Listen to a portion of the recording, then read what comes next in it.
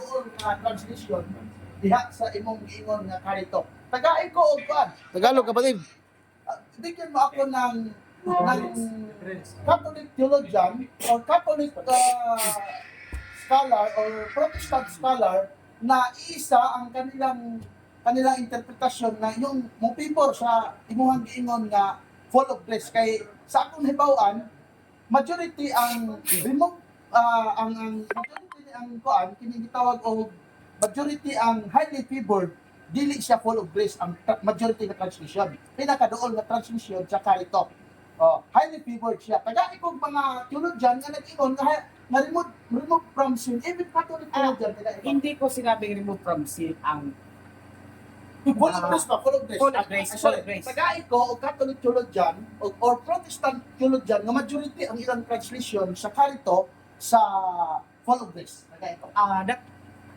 not the majority, but some of the Catholic, the old version, we have the Vulgate translation and the Douay Rheims, full of grace.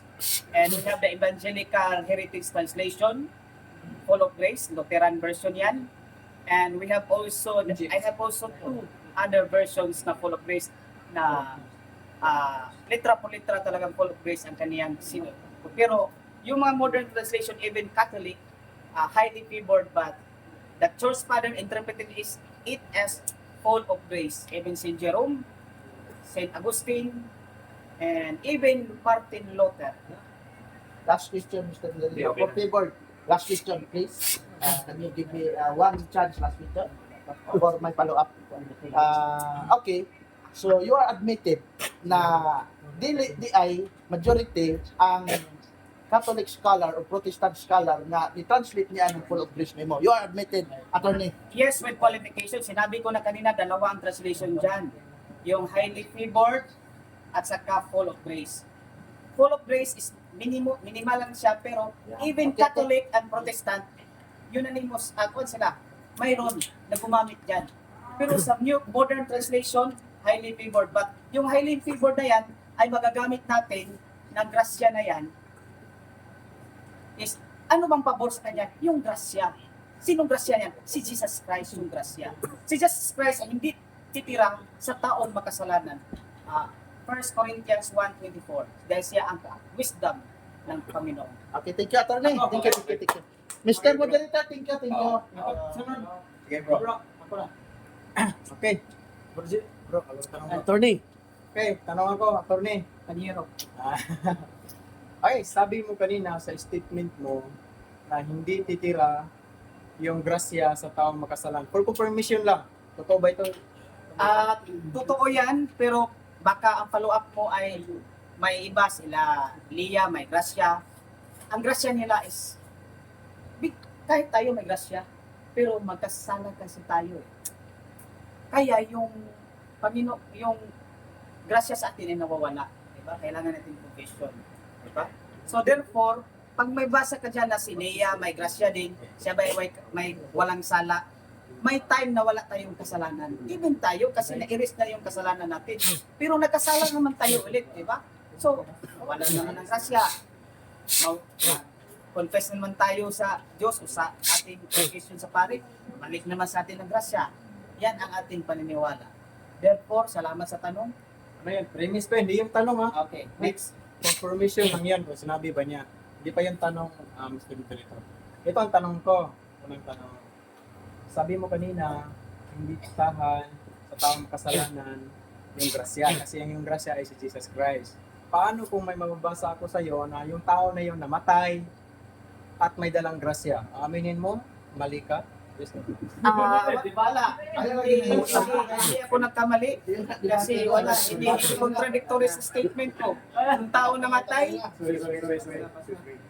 Point of order siya. May problema tayo lagi. The way you ask questions will lead into a debate. Pwede ulitin ko. Ibang tanong na lang i-rephrase. Okay, request ko. Wala nang yes or no, wala nang yes Wala or no. nang ganun. Okay. Okay.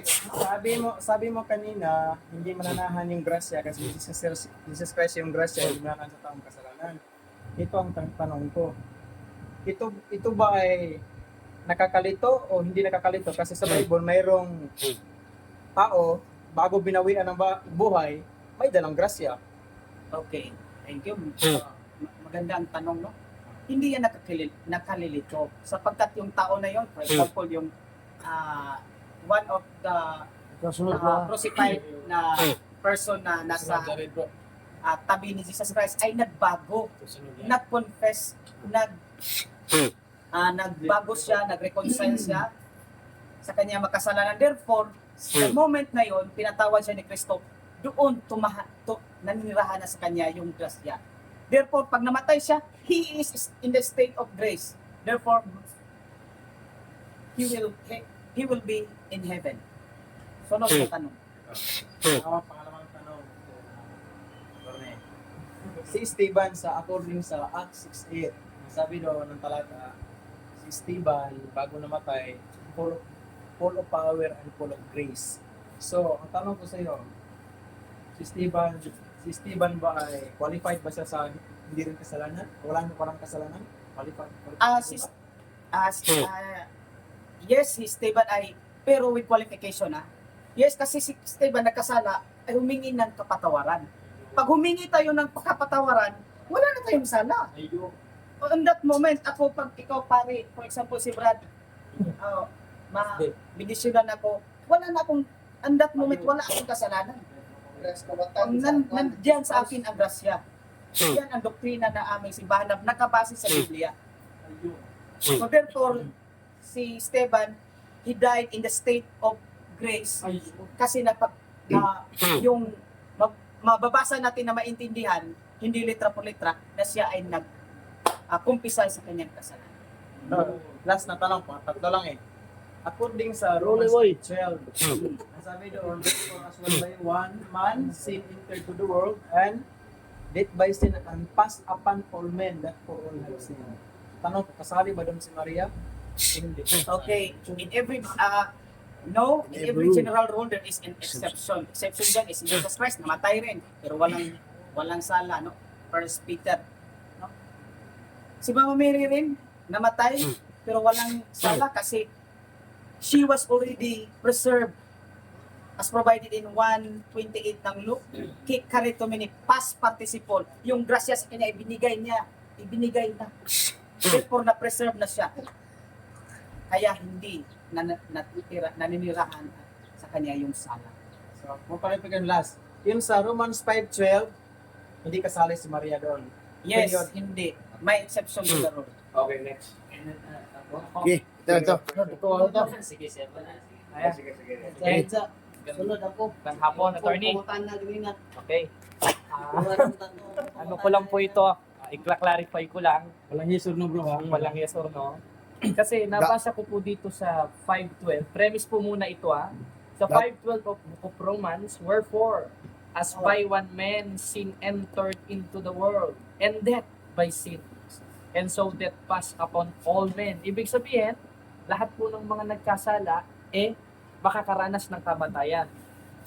Lahat ng mga nagkasala at makasalanan ay makakaranas ng kamatayan ayon sa 5:12 of Book of Romans according to Apostle Paul.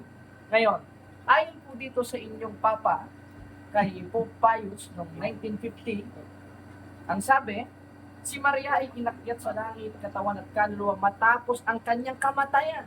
Paano niyo po ito ipapaliwanag? Ngayon sabi sa 5:12 Book of Romans, lahat ng taong nagkasala ay mamamatay. Ngayon si Santa Maria, mamamatay. Namatay po ba si Santa Maria? Patunay na siya nagkasala? O siya ay umakyat na lang parang siya? Thank you, no? That is my contention number 2 kanina. Na in every general rule, there is always an exception. Diba? Lahat ng tao ay mamatay dahil sila ay makasalanan. Si Jesus Christ ay tao at namatay. Pero si Jesus Christ ay hindi walang sala, 1 Peter yan, mga kapatid. Therefore, may exception. Sino pang exception natin?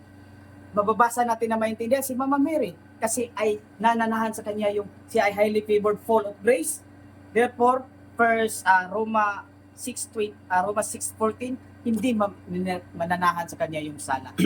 At mga church father, unanimous po sila, walang church father na nagturo na si Mama Mary ay may sala. Bigyan niyo ako para may Gcash kayo. Thank you. Okay, wala na. Sunod na tanong. Meron pa po. Sige. Okay. Tatlo Ngayon Isa pa sabi yun. niyo po ay merong exception. Sa 5:12 of Romans, all men Ano po ba si Santa Maria? Men po ba siya o kan? Si Mama Mary ay men, pero exception siya. Kasi si Jesus Christ, men din. Diyos na nagkatawang-tao, men. 100% human si Jesus Christ. But si Jesus Christ is have not seen, 1 Peter. Therefore, may exception to the rule.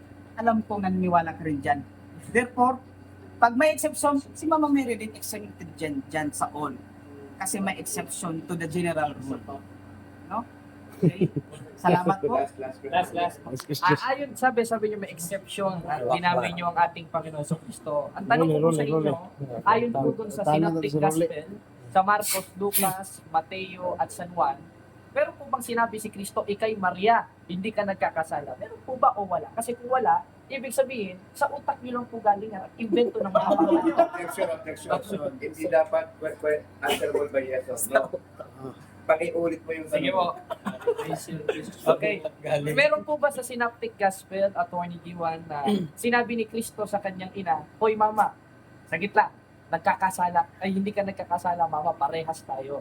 Meron po ba o wala?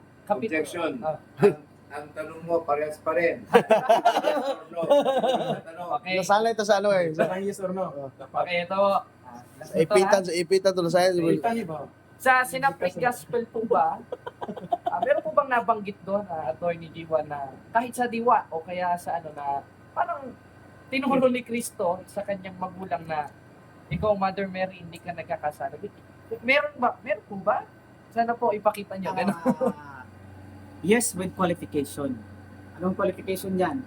Yung ang anghel ay sugo yun ng Diyos. As in, si Kristo ay Diyos, no? John 1:1-28. Anong sabi ng anghel? Ikaw, Ma'am Mary, ay puno ng grasya. At ang grasya na yan ay ang taong puno ng grasya, ang kasalanan or sala ay hindi nananahan sa taong puno ng grasya. Therefore, may mabasa na maintindihan, ngunit hindi litra por litra. At kung magtanong ka, dapat huwag kang concluding statement kasi fallacy yun. Nagpapakita lang yun na hindi ka marunong magtanong. Objection. Pwede yung ganong sagot. Okay. Very offensive yan, ha? Hindi yan pwede. Ano lang, yung try. Try again. Ulit yung sagot. I've stand corrected. Thank you, Mr. Yes, mayroong mababasa na maintindihan pero hindi litra por litra. Sa katunayan, ang anghel ang nagsabi niyan. Dapat maamo yung mukha ha. Pero Dapat siya ay yung anghel na yun ay sugo ng Diyos. Oh. At si Kristo ay Diyos, John 1:1-1:18, therefore, yung salita ng anghel ay salita ng Diyos. Box angel, box D. Ang salita ng anghel ay salita ng Diyos. Therefore, yes, mababasa na maintindihan pero hindi litra por litra. Okay, yes. Okay. Bala. Ano ba? Pastor Ronnie ba? Pastor Ronnie? Bala. Tagalog. Kapatid. Ito bro, sa Romans 3:23, nagkasala ang lahat at na kabsan sa imay. Ay, Tagalog ka. Tagalog eh. Copyright violation, ikaw dili. Bakit ano yung ano? Bakit ano? Bakit ano yung ano siya? Bakit si Mama Mary Ano siya? umakyat sa langit na Ano? may kasalanan naman ang lahat? No? Okay, Romans 3:23, may nagkasala ang lahat at na wala yung himaya ng Diyos. Okay. Okay, thank you. Sabi ko na kanina, in every general rule, there is always an exception. So, hindi po lahat ng tao ay namatay. When in fact, may marami tayong may turo sa isang propeta na si Elias. Hindi siya namatay. Dito siya sa langit. So, Enoch. I've stand corrected Enoch. No? So, therefore, si Enoch is exception to the rules sa Romans 3. Pero may sala rin si Enoch, pero hindi siya namatay, exception siya doon. Si Kristo, namatay pero walang sala, exception din siya. May exception pa ba si Mama Mary? Namatay pero walang sala kasi si Kristo nananahan, Kristo ang grasya nananahan sa kanya. At ang sala ay hindi titira sa taong makasalanan. Amen. Sagot sa tanong. Ano pang dalawa? Bakit? Sino ba yung quote na nagsasabi na si Mama Mary umakyat sa langit at hindi na mamatay? At kailan yan? Oh. Anong taon yan? Taon. Yung po, siya lang yung nag-define sa matagal ng turo ng simbahan. So, mga Sa kapatid. Church Father. Si Pope, nakalimutan ko na.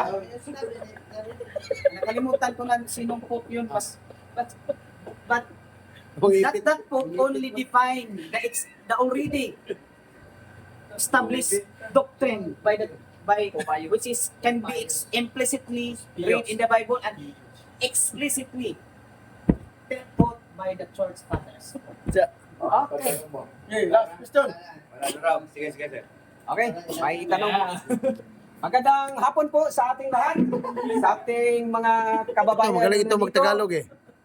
Alam ko na tayo po ay Huwag debate, ha? iba't ibang mga sekta Oh. at ngayon may panahon tayong magtanong sa isang tao na nagsasalita tungkol sa Immaculate. Immaculate Conception ng ating mahal na ina. Tanong po, Brother G1, ano ba yung pinagsimulan sa salitang Immaculate Conception? Ang ibig sabihin ng Immaculate Conception ay nilalang na walang sala. Si Mama Mary ay nilalang na walang sala sa kanyang ina. Proto-Evangelium of St. Jane, hindi siya kasali sa Biblia, pero na-circulate at binabasa ng ating early church. Doon, sinabi doon na si Joaquin at si Santa Ana ay naglalang kay Mama Mary. At doon na-preserve si Mama Mary dahil si Mama Mary ay predestined na para ilalang si Jesus Christ. At doon, mababasa natin yung na maintindihan yung Immaculate Conception. Okay. Pangalawang tanong po, sino bang sasabi sa mga forefathers natin na si Mama Mary ay tawagin ng Immaculate Conception? Marami. We have St. Jerome, St. Augustine, we have Origin, Tertullian, at marami pang iba. Walang church father na nagsabing si Mama Mary letra por letra ay may sala. Meron akong mababasa, Meron. Brother Juan, Letra por letra. Ano? na may church father na nagsasalita na Sino si? na may kasalanan si Sino? Maria. Sino? Pero Pero, talungin mo, Pastor. Exposition of the Gospel of Luke, Book 2, page 26 to 27. Sabi nito, Sino ang church father na yan? Si St. Ambrose. St. Ambrose. Ambrosio. Hindi ko na. ang book. Sige. Basahin mo muna. With qualification. Okay. Baka pinutol mo lang yan, kapatid. Inote na yung yung Luke na si Simeon. Hindi. Prophesied. Yang reference mo, ibigay mo sa kanya para makita niya. Ano yan? Sige. St. Ambrose of Milan, source Okay. exposition of the Gospel of Luke, Book 2, page 26 to 27, on Luke Sige. 2 verse 35, quoted by Simeon, na yung sinabi ni Simeon na we will burst your soul, espada ba nga, lako sa kasingkasin ng Santa Maria. So nakaagi daw si Santa Maria og hatlok, maulihan na nasakop siya sa Takdan mo na yun. share of human suffering in the fallen Takdan mo na. Okay. Paano pag napatunayan kung hindi tinuro ni St. Ambrose? Aminin mo, video ka lang. Oo. Ano nagsumabagay na May problema tayo. Problema tayo dyan. Kapag nag-debate na naman yan. yan. Okay, I request na yung Mr. Moderator. Sirain mo lang. Yung sinipi mo ay medyo error yan kasi ChatGPT yan. Ito sa akin, Gemini. Okay. So, Gemini ito. ako po yung nagtatanong, G1. Siyempre. Importante ko lang. Okay. Ikaw lang pala yun. Ako po yung nagtatanong, Ikaw pala yung okay, mari bang Tol. babasahin mo sa iyong research dyan Ah, na yung sinasabi ni St. Ambrose ay mali? sige. Okay. Sige. Sige. Magaling. Ano yan, kapatid? Nag-ask pa niyo, ano, Gemini. Maayon kita kung mga protestante, maayon Ayun na, kita. Sige, sige. Lang kasi. Hindi pa signal. mahilig signal. Ay, gamit ako, ginamit ko yung Baka hindi ka makasagot, attorney. Laptop si Chika, sadere sa mga Chat GPT verso Gemini. Gemini. Ang yours Gemini. GPT. Tingnan natin. GPT, sa akin. Bebe. Sa akin, GPT, sa kanya, Gemini. No? Na? Okay, okay. Saint Ambrose states that Mary had sinned. No, Saint Ambrose. Okay, okay. Okay. With lights. Yes. Ay, Luz. As one of the strongest proponents of her complete sinless, strongest proponent siya. Nako, mali ang Nako. reference nyo. Oh. Deception yan, pastor. Next question, please. Wala tayong time para mag-ano, counter ano. After attack. Next question. Okay. Salamat po, Brother G1, sa mga magandang sagot. At Welcome. I hope na lahat ng mga tao dito ay nakaintindi sa kanyang sagot. Dahil yung mga protestante nagsasagot lang dahil hindi nila alam. Marami pong salamat at magandang hapon po. Okay. Bro, question. Okay, so Atty. G1, may tanong ako. Sabi mo, ang Immaculate Conception of Mary is ipinanganak siya na walang kasalanan. Ang tanong, kasi wala namang kasalanan si Mary, ibig bang sabihin wala rin kasalanan ang kanyang magulang para ipinanganak siya na walang kasalanan? Magandang tanong, no? No, the parents of Mama Mary had sinned. Kasi si Mama Mary lang ang na-preserve para tirhan ng Panginoong Diyos. So kaya siya lang preserve pa. Hindi na yung kasama ang kanya mga magulang. Si Saint Anna at Saint Joaquin. Thank you. Yeah, bro. Okay. Kasi sabi mo na siya ang nag-preserve pero nagkasala pa rin. Pwede ba yun? Mayroon ka bang nagpakita sa amin at talata na ang isang bagay na marumi or makasalanan is mag-reproduce ng hindi makasalanan? Yan. Si Saint Anna and Saint Joaquin, na-produce nila si Mama Mary na walang kasalanan kasi si Mama Mary was predestined, no? Romans 8, kung pipiliin ka ng Diyos, ay pipiliin ka sa sinapupunan mo pa lang, Jeremiah 1:15. No, kaya dapat hindi natin i-abort yung mga child, yung fetus sa ating Body. sa body ng ating mga giliw ng mga babae. No? Yan. Ako sa tanong sunod. Meron pa. Meron isa. Okay, so sabi mo na meron talaga.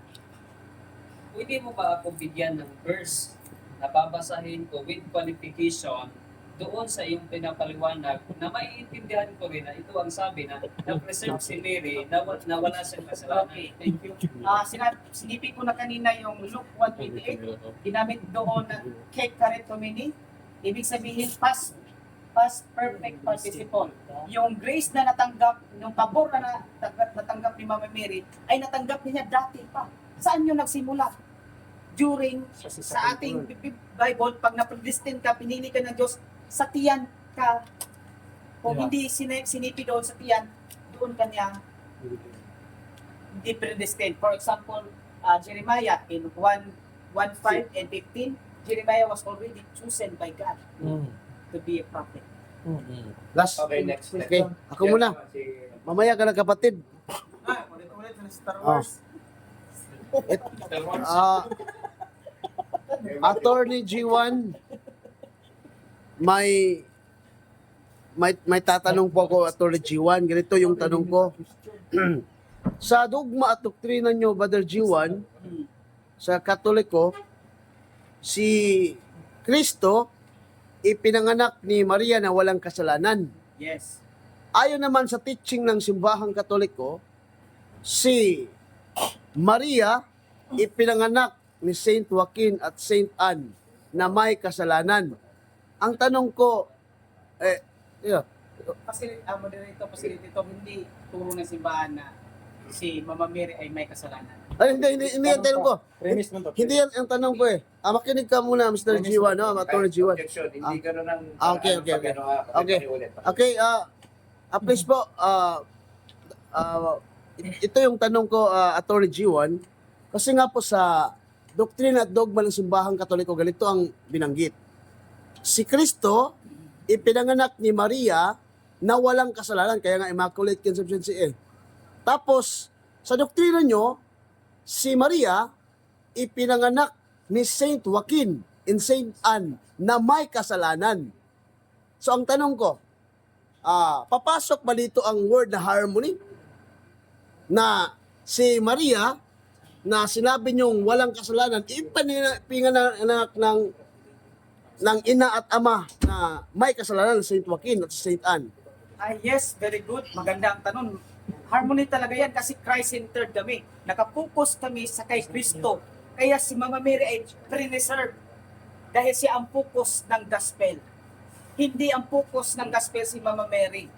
Kaya yung magulang niya ay hindi na-preserve. Yung magulang ni Kristo ang ma-preserve, na-i-preserve. Salamat sa tanong. Okay, salamat sa meron pa. Salamat sa napakagandang sagot. Ito yung pangalawang tanong, Attorney G1. Sabi mo na si Kristo yung i-preserve, centered. Si Kristo, ipinanganak ni Maria ninyo na walang bahid ng kasalanan. Yan eh. Si Kristo, ipinanganak ni Maria ninyo na walang bahid ng kasalanan. Tapos, sa doktrina ninyo, si Maria, kasi centered na Maria eh, si Maria, ipinanganak naman ni Saint Anne and Saint Joaquin na may kasalanan. Ang tanong ko ganito, Attorney G1. So, aaminin mo ba ngayon, Attorney G1? Hindi yan aminin.